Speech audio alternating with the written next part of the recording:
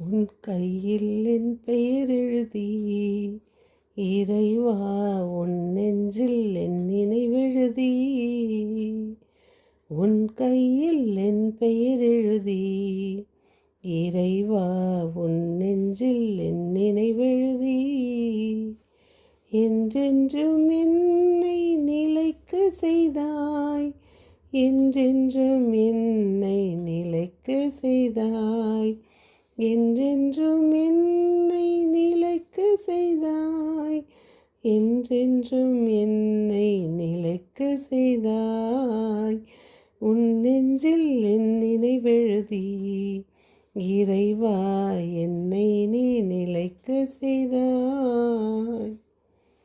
என் இனிய உறவுகளே, நாம் இன்று 25/2/25 இருக்கின்றோம். தூய ஆவியானவர் நம்மை அன்போடு வழி நடத்தி கொண்டு வருகிறார். அன்னை மரியாவும் நம்மை கைவிடாமல் தினம் அவர் கரத்தில் நம்மை தாங்கி வருகிறார்.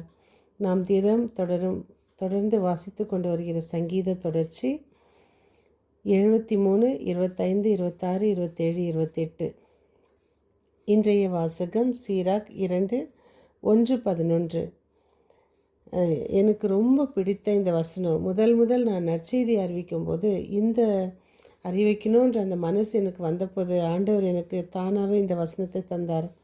ஆவியானவர் இந்த வசனத்தின் மூலமாக என்னை பலப்படுத்தி வழி நடத்தும் போது இன்றைக்கு இந்த வாசகம் வந்திருப்பது எனக்கு ரொம்ப சந்தோஷமாக இருக்குது. அதை ஒரு முறை உங்களுக்கு படித்து காமிக்கிறேன். ஆண்டவருக்கு பணிபுரிய நீ முன் வந்தால் சோதனைகளை எதிர்கொள்ள முன்னேற்பாடு செய்து கொள். அதான் நமக்கு நிறைய போராட்டங்கள், எதிர்ப்புகள்.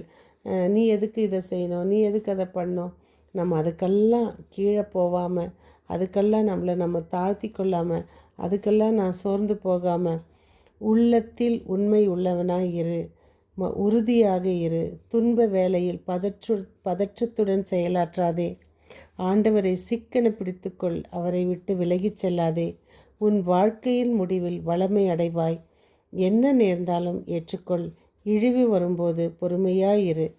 நெருப்பில் பொன் புடமிடப்படுகிறது போல் ஏற்புடைய மனிதர் மானக்கேடு என்னும் உலையில் சோதித்து பார்க்கப்படத்தான் வேண்டும். இன்றைய தூய நற்செய்தி வாசகம் மார்க் 9:30-37. இயேசு கலிலேயா சென்று புறப்பட்டு அங்கே செல்லும்போது மானிட மகன் மக்களின் கையில் ஒப்புவிக்கப்பட வேண்டும் என்று சொல்வதையும் சீடர்களுக்கு அவர் கற்பித்து கொண்டிருந்ததையும் அவரிடம் விளக்கம் கேட்பதையும் கப்பர்நமுக்கு வந்து வீட்டில் இருந்த வழியில் எதை பற்றி வாதாடி கொண்டு வருகிறீர்கள் என்று அவர்களிடம் கேட்ட போதிலும் அவர்கள் பேசாதிருந்தார்கள். ஏனெனில் தங்களுக்குள் பெரியவர் யார் என்பதை அவர்களுக்குள் வாதாடி கொண்டிருந்தார்கள். அதனால் இயேசுவுக்கு அது தெரியும். இருந்த போதிலும் அவர்களை கேட்கிறார். அதற்கு அவருடைய பதில், ஒருவர் முதல்வராக இருப்பினால் அவரிலும் கடைசியாக இருக்க வேண்டும், அவருக்கு தொண்டாற்றவும் இருக்க வேண்டும் என்பது தான். அதனால்தான் அவர் என்ன பண்ணுறாரு, ஒரு சிறு பிள்ளையை எடுத்து என் பெயரால் இந்த சிறு பிள்ளைகளை ஒன்றை என் பெயரால் ஏற்றுக்கொள்கிற எவரும் என்னையே ஏற்றுக்கொள்கிறார் என்ற சிறு பிள்ளை இல்லை, சிறு பிள்ளை போல உள்ளம் கொண்டவர்களை. இதான் அதனுடைய புரிதல். அந்த உள்ளம் யாரிடம் இருக்கும்? எனக்கு தெரிந்த ஒரு சகோதரி, அவர்களுக்கு அவர்கள் சகோதரர்கள் மேல் அப்படி ஒரு எப்படி பிரியானா தன் கணவன் மேலே கூட அவங்களுக்கு அவ்வளோ ஆசை கிடையாது. அந்த சகோதரர்களுக்கு வந்த மனைவிங்களை எப்படி பார்த்துக்குவாங்கன்னா, அவங்க காட்டுற அன்பு வந்துட்டு அந்த சகோதரனை இவங்க தம்பிங்க இவங்கக்கிட்ட பேசுகிறோன்ற மாதிரி மனைவிகளை விட்டு கொடுக்கும் அளவுக்கு அவர்கள் அன்பு செய்வார்கள். அதான், ஏனென்றால் அவர்கள் பெரியவர்களாக இருந்த போதிலும், அவர்கள் தான் அந்த குடும்பத்துக்கு பெரியவங்க இருந்த போதிலும் தன்னுடைய சகோதரன்களை ஒருவரையும் கீழே விடாமல் அவர்கள் அன்பு செய்தது நமக்கு இது ஒரு என் கண் முன்னால் நடக்கும்போது நான் நிறைய நாட்கள் வியந்தது உண்டு. எப்படி இவர்கள் தன் சகோதரர்களை மட்டும் இப்படி நேசிக்கிறார்கள், ஆனால் அதே மாதிரி வேறு யாரையும் அதிகமாக நேசிக்க மாட்டாங்க. அவர்களுக்கு பணிவிடை செய்வார்கள். அவர்கள் என்ன மூஞ்சி காமிச்சாலும், என்ன அவர்கள் செய்தாலும், என்ன பேசினார்கள், தங்களை தாழ்த்தி தாழ்த்தி தாழ்த்தி வாழ்ந்த ஒரு சகோதரி. இதுபோல் பல சகோதரிகள் நம் மத்தியிலும் இருக்கிறார்கள். இதைத்தான் ஆண்டவர் தன்னுடைய சீடர் கேட்ட கேள்விகளுக்கு இயேசு 2 விதமாக பதில் சொல்கிறார். முதலாவதாக, ஒருவர் விண்ணரசில் நுழைவதற்கு அவர் சிறு பிள்ளையைப் போல் தாழ்த்தி கொள்ள வேண்டும். விண்ணரசில் எல்லாராலும் நுழைந்து விட முடியாது. கடவுளுக்கு ஏற்புடைய வாழ்க்கை வாழ்வோரால் மட்டுமே முடியும். அப்படி கடவுளுக்கு ஏற்புடைய வாழ்க்கை வாழ்கிற ஒருவர் தாழ்ச்சியோடு வாழ்ந்தார் எனில் அவரால் விண்ணரசில் மிக எளிதாக நுழைய முடியும். இதைத்தானே அன்னை மரியாள் செய்தார்கள், தன்னை தாழ்த்தினார்கள்.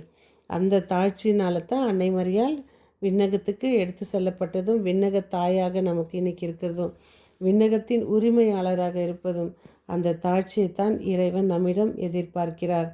அதை நுழைய முடியும், மிக பெரியவராகவும் முடியும். இயேசு தன்னுடைய சீடர்கள், இத்தகைய சிறு பிள்ளை ஒன்றை என் பெயரால் ஏற்றுக்கொள்பவர் எவரும் என்னையே ஏற்றுக்கொள்கிறார் என்றனர். இது போலத்தான் சிறு பிள்ளைகளை ஏற்றுக்கொள்வது என்பது அவர்களுடைய மனநிலை. அதனால் அன்பு இறைவா, எங்களுக்கும் நல்ல ஒரு மனநிலையை தாரும். நாங்கள் எந்த ஒரு நேரத்திலும் சூழ்நிலையிலும் சீராக 2:1:11 சொல்வது போல எங்களுக்கு அந்த ஒரு கட்டுப்பாடான அந்த எங்களுக்கு உள்ளத்தை தாரும். இதோ எங்களிடம் யாரெல்லாம் எங்களுக்காக ஜெபிக்கணும் என்று கேட்டிருக்கிறார்களோ அவர்களுக்காக ஜெபிக்க எங்களுக்கு நல்ல ஆற்றலையும் பலத்தையும் வல்லமையை தாரும். அனைவரையும் உம்மிட கரத்தில் ஒப்படைக்கின்றோம். மீண்டும் சந்திக்கும் வரை உங்கள் அன்பு தோழி.